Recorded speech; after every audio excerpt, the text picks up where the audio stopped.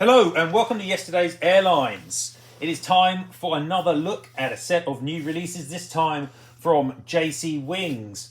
And I have to say, it feels like it's been a while since I recorded one of these videos, but that can't be true. Looking back, I can see I did one a couple of weeks ago and that was the Phoenix releases, but it seems like longer. There's just been a lot going on recently at the site. So I hope you've been enjoying the content that I've been producing, but that doesn't stop these companies from putting out lots of model releases. And even though it seems like Aero Classics this month are not going to be releasing anything, and it'll be interesting to see how that turns out, it has not changed the release schedule at anyone else. And so at the end of March, jcwings have announced a set. Though it may have just slipped into April, it's a little hard to tell, but basically they released right at the end of the month, they announced a group of models, and that's the set that we're going to be looking at in this video. There are 12 releases this month, if you don't count all of the flaps up and flaps down models, which I'm not going to, as separate models anyway. So there are 12 releases, 6 that are going to be out in the next month or two and have already been made, and 6, as always, which have not been even thought of barely yet, but certainly have not been actually produced, and it'll be a long time before any of those 6 get to market. That's the way it is with jcwings. I imagine most people watching this video are well aware that jcwings are a bit unusual and produce a lot of their models a long time after they have been announced by jcwings. It's not a great way of working, but it is the way they do work. Okie doke. Well, before we get into checking out these models, please subscribe to the channel.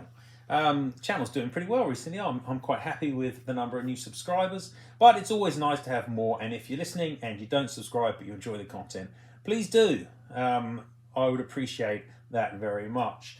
Check me out on Instagram. That channel's also doing really well, and I do post quite regularly on Insta. And check me out at Facebook, and obviously also at the website yesterdaysairlines.com, because that is always the hub of the majority of the content that I produce still. I find having the site to be really useful. It's a great anchor for a lot of the material that I write and a lot of the pictures that I take. And it covers obviously a whole range of topics, from aviation history through to new mold samples, through to the history of different brands in the scale, through to model airports and dioramas. So there's a lot of content on there, and I'm always adding more. But let's focus now on the jcwings releases that have been announced either at the end of March or the beginning of April. Really up to you to decide, doesn't matter too much. But let's check those out now in some detail. Okay, so into the releases. But actually, just before I do that, I want to give a quick shout out to Andrew Muller and his lads. I didn't realise I had many kids watching the video, but I appreciate any listeners and from any age. So I will try and moderate my language perhaps a little bit more now. I realise I've got some younger listeners in there. But Andrew and the lads, if you're listening, big shout out to you. Hope you enjoy the video. Okay, but we're going to now look at these jcwings releases. And I have to say, I think I probably said it in the last couple of videos with JC. I don't want to be boring and repetitive, but JC are not really hitting the peak of performance, shall we say, in 400 scale at the moment. There is a lot of ordinary releases, and I just had a quick trawl back through the last 3 or 4 months worth of JC announcements, and they're not particularly exciting. There have been some really interesting models, like the United Silbass 747 from last month, which no one's actually got yet, obviously, but will hopefully be out soon, and the Aeroflot IL-86 from, I think it was November. But in between those 2 models, there's also a lot of really not particularly thrilling material. And nothing has really changed about that this month either. So we'll start with, as I said, I think the 6 models that we've got actual photographs of and take a look at those first, and then we'll move on to the 6 announced, which we've just got pictures of the aeroplane in reality, no actual pictures of the models, and I imagine that the models are still under design.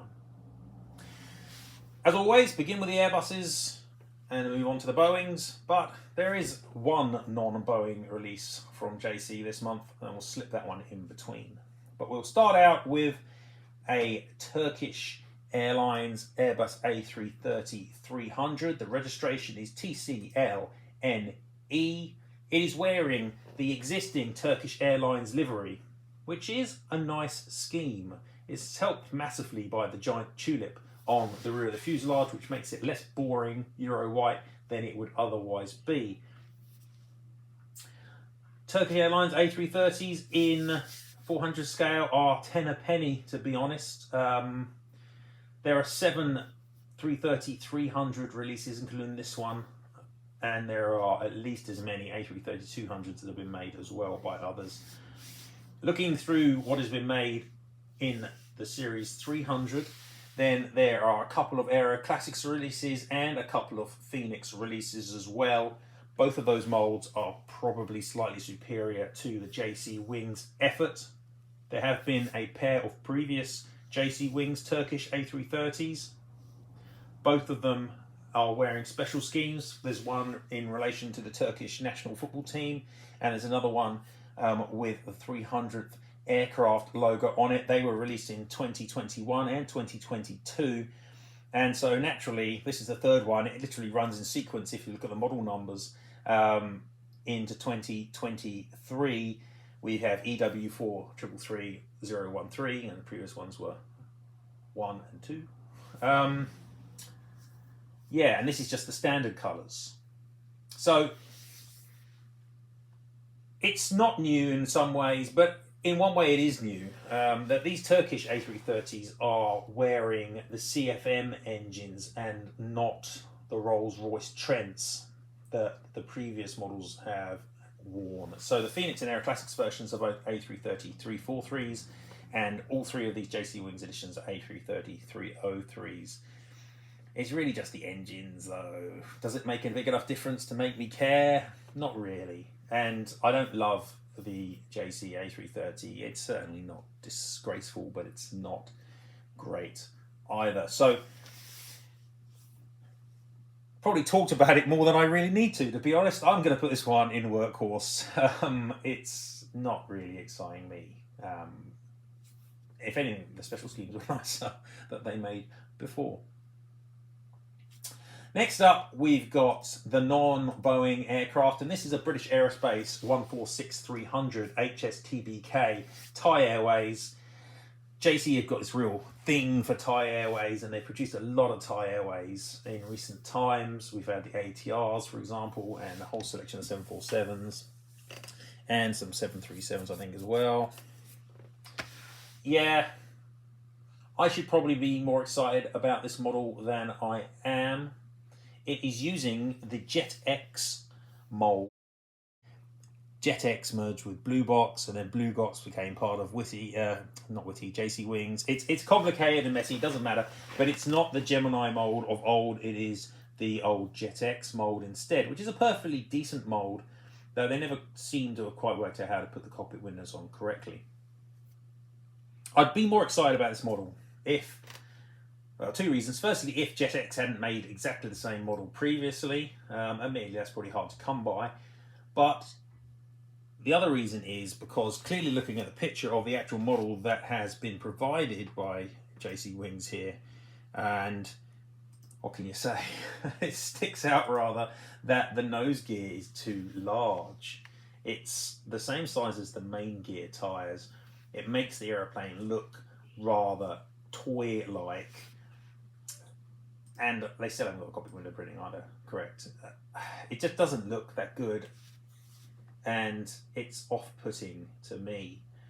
So, yeah, I can't say that I'm liking it. Otherwise, I might even have bought this model, but no, I don't think I can. I have to say that the previous JetX release, which is from ages and ages ago, and very hard to find. In fact, it's from 2007. Looked much better. The nose gear tyre was smaller, better sized, far more accurate. So it's disappointing that you're getting a more recent release which is inferior to the older release from 16 years ago. So yeah, I'm going to workhorse this one too.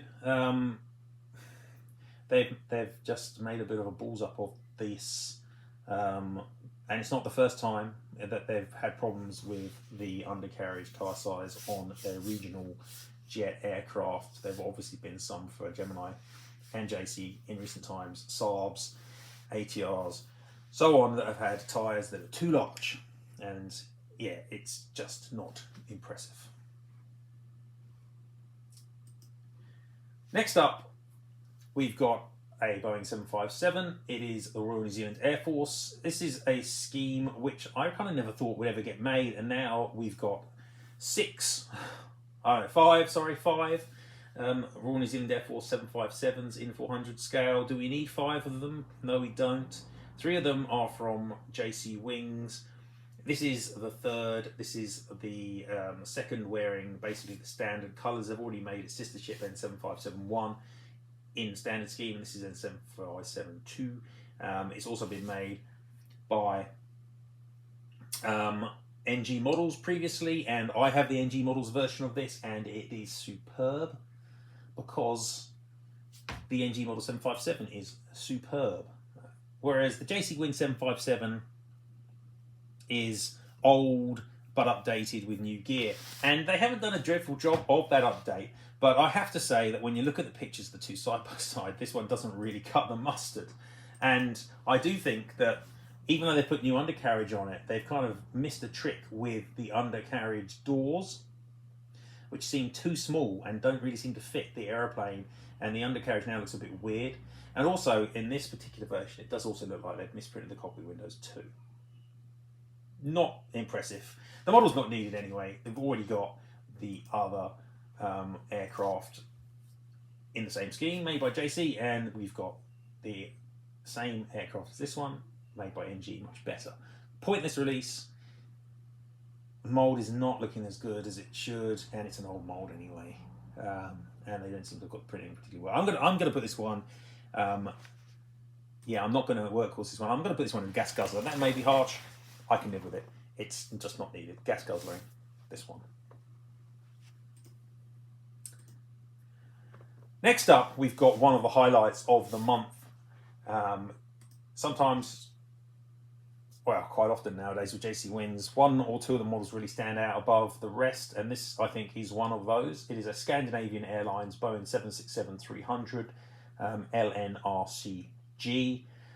It's wearing the 2000s colours, so not the current scheme, but also not the Euro white scheme from the 80s and early 90s. I'm not entirely certain when the scheme was introduced. Maybe it was the late 90s. Either way, it's the one with the orangey engines.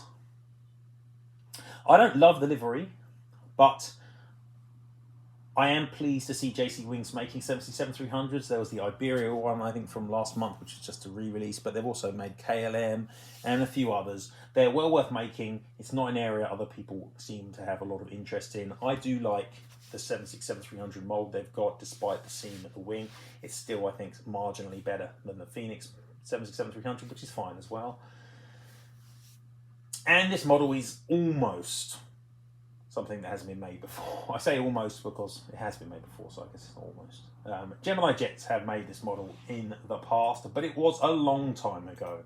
It was back in 2004, and that release is on the first round Phoenix 767-300 mold with the pointy nose and a different form of wing seam to this one. It's a little complicated when you look at old 767-300 molds, which have been used across Gemini and Phoenix JC in this really random fashion. But check out my mold review for the type, 767-300, if you're interested in understanding that. The important thing is that the old release is going to be substantially inferior to this one. The pictures of this one look really nice. I think it'll be a good model, and it's tempting me. which is nice. It's nice to be slightly tempted by something that JC are doing. Albeit, I don't collect this scheme. It's too late for my collection criteria, so I'm not going to be buying it. If it had been in the 1990s scheme, which has only been made previously by Aero Classics, then I would have seriously thought about buying it, because that is in my collection criteria. Maybe there'll be one of those coming. Who knows? But just because I'm not buying it doesn't make it a good model, or well worth looking at. And I think this one is far more deserving than anything else that I've talked about so far in this video. And I can quite comfortably move this one up into high flyer. I don't think that it can be supersonic. The mold isn't that good, and the livery's not that exciting either, but it's definitely a high flyer.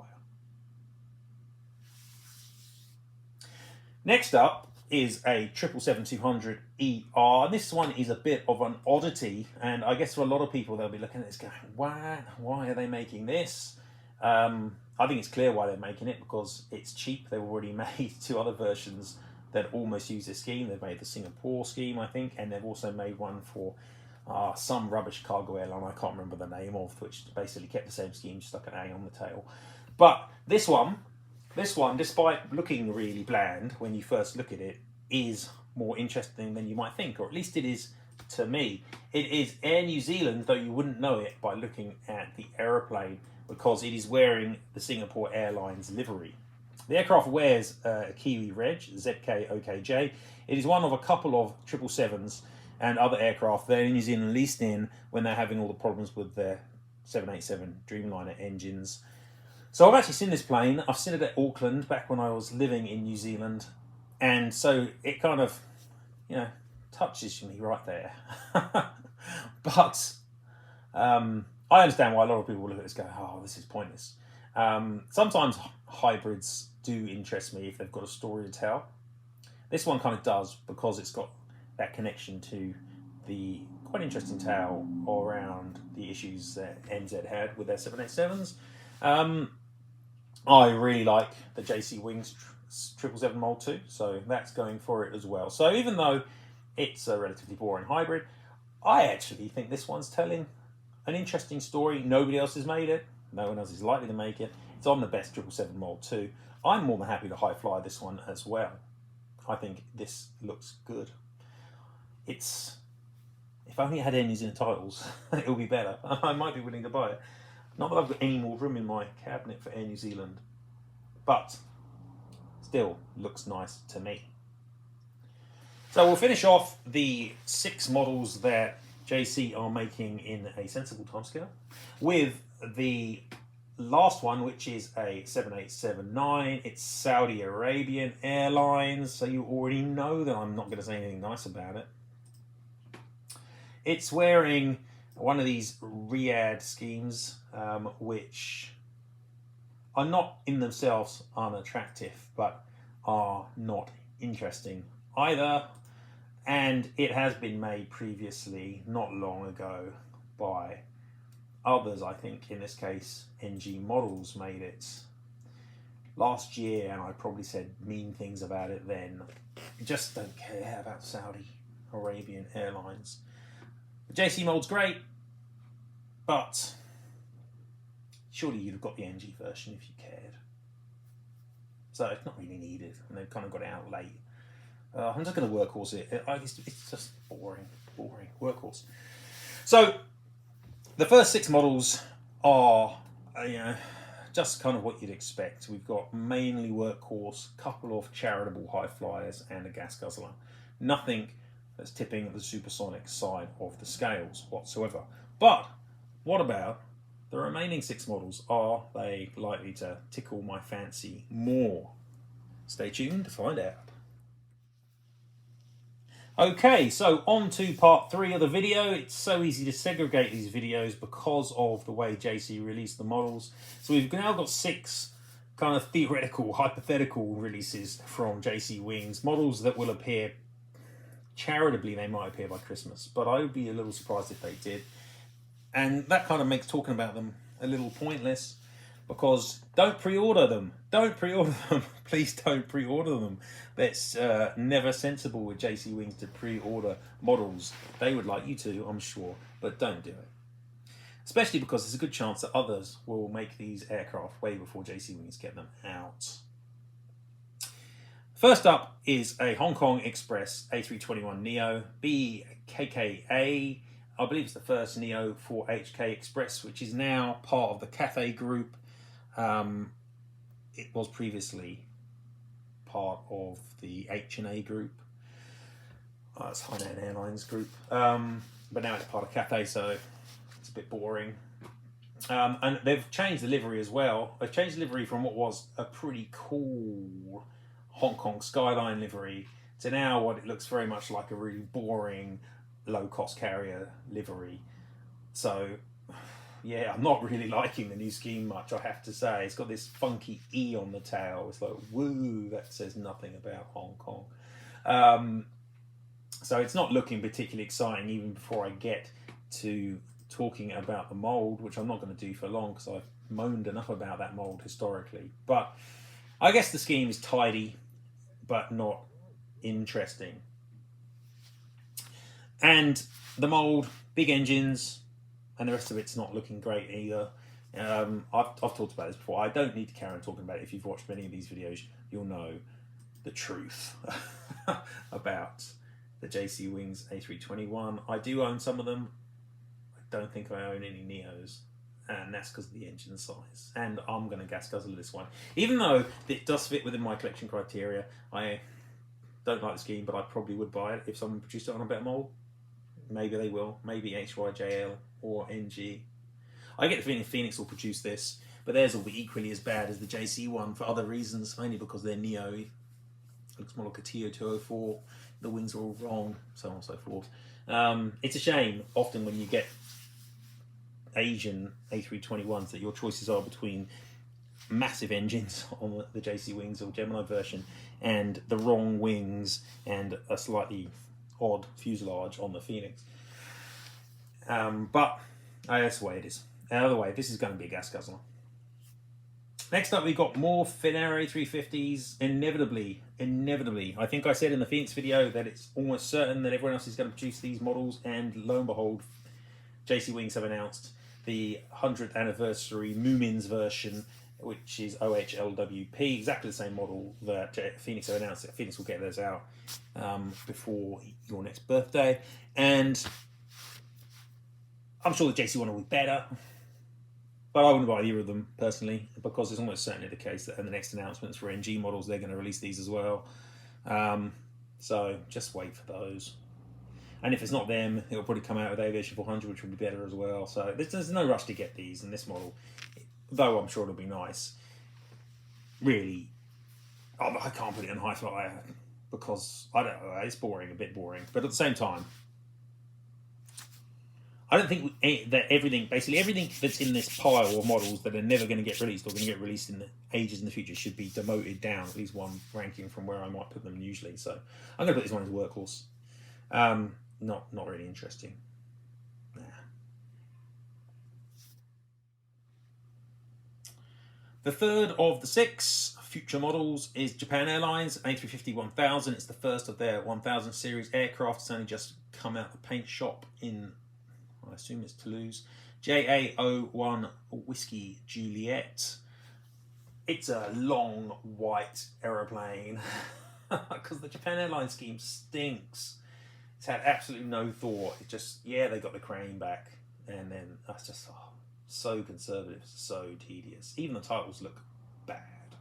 Don't like the livery, if you can call it a livery. Worse than China Eastern. But yeah, much of what I just said about the Finnair will count for this one. It's going to get released by everyone else. Aviation 400 have already announced it. Their version will be better. It will be out soon, even though it will also be a wait, I imagine. No particular reason to get this one from JC. Certainly don't pre-order it. And I'm going to workhorse it again. The mold's fine. Wait time is not. And yeah, boring scheme. And we stay in Japan for the next model, which is an airline that probably no one cares about, and it's got a really stupid name. Soliseed Air. I don't know why it's called Soliseed Air either. It doesn't seem particularly Japanese, and when I look around information about the airline, it just strikes me as a nothing carrier. Was once Skynet Asia Airways, which is probably a worse name if you like. Yeah. Judgment Day is coming. Skynet Asia Airways. Anyway, never mind. They're called Solacey Air now. It's still a rubbish name, and the livery's a bit rubbish too. But this one is going to be another one of those that depends on how much you like Pokemon as to whether you think that this is a masterpiece or not. It's certainly colourful. And I recognise this Pokemon from when I used to play Pokemon Go for my sins. I think, is it called Executor or something like that? I think it is. It's another ludicrous looking Pokemon. Yeah, what can you say? It's colourful. It's ugly.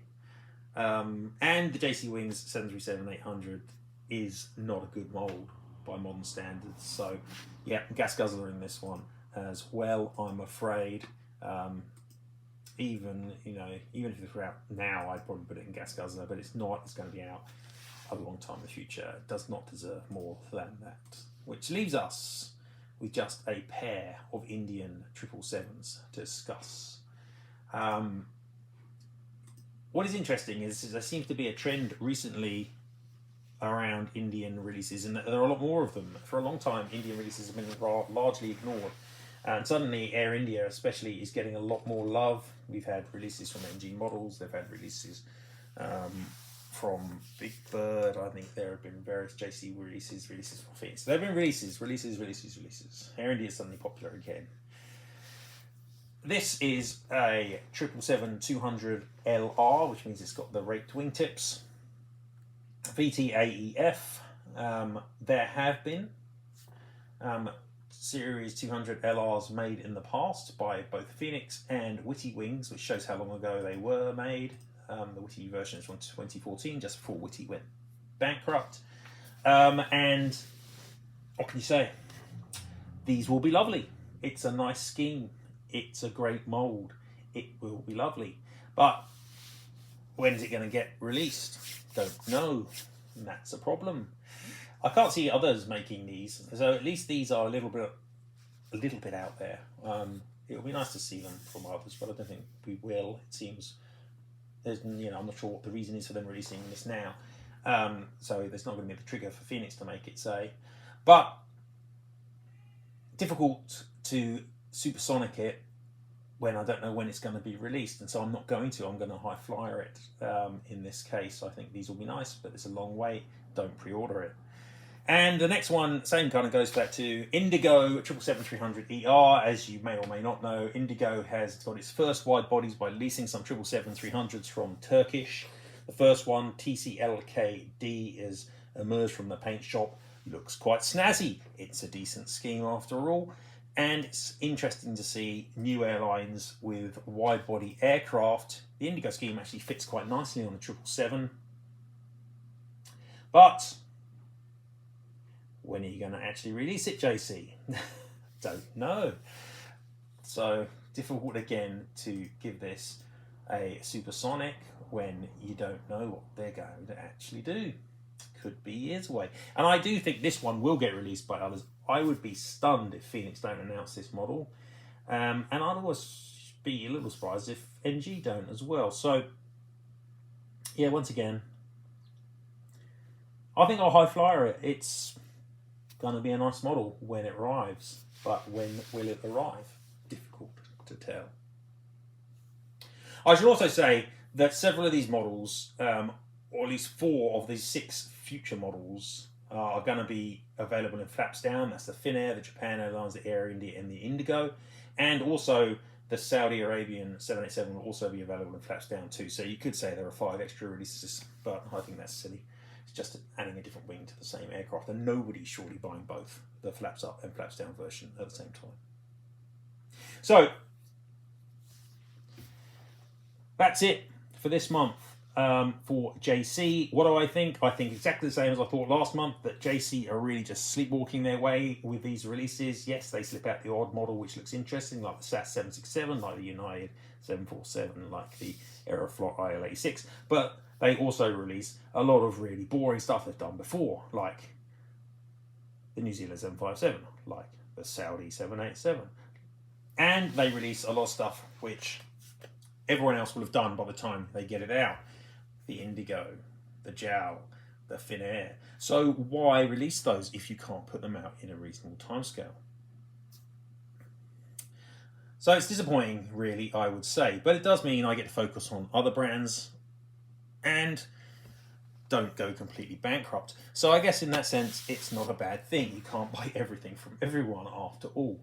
But you can't say that jcwings are setting the world on fire with these models either. But you guys may think differently. As always, love to hear from people, so drop a comment on the video if you think differently to me, or hey, if you think the same as me. Always interesting to see what others think and what models they're interested in.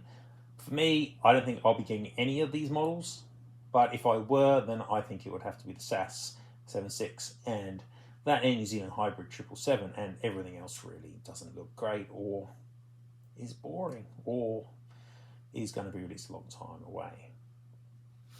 Okay guys, well thank you very much for listening to me ramble on and yet another one of these videos. I hope you enjoyed it, and I will see you next time at Yes Airlines. Keep checking out what I'm putting out at the site because there's lots of cool stuff coming up, and I'll see you next time. Bye bye.